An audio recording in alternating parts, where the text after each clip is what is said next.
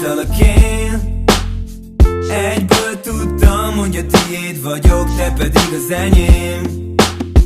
Nem szóltál semmit, mégis mindent elmondtál. A csillagos ég alatt a padon egy királylány voltál.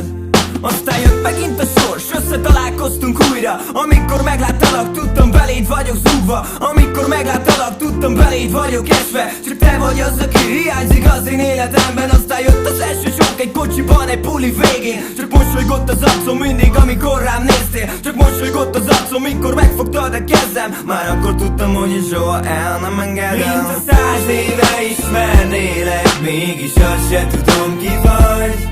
Amikor rád gondolok, csak a jó ugrik be, és semmilyen hiba. Én nem emlékszem, hogy miket mondtál, minden szavadat elhittem.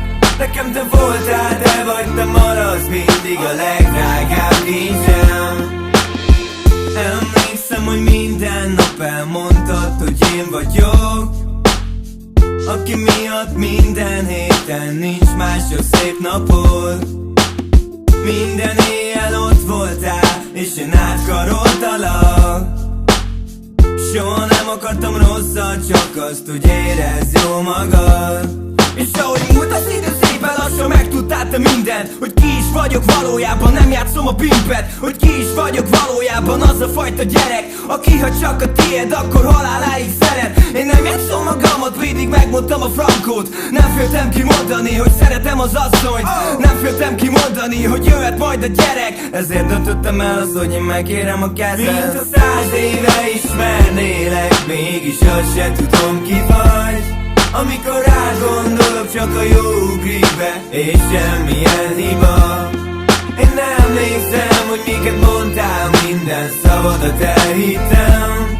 Nekem te voltál, te vagy, te maradsz mindig a legdrágább kincsem.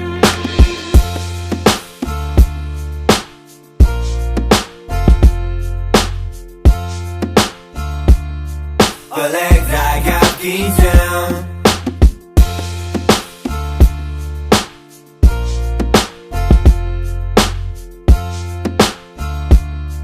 A legdrágább kincsem. Mint a 100 éve ismernélek, mégis azt se tudom, ki vagy. Amikor rád gondolok, csak a jó ugrik be, és semmilyen hiba.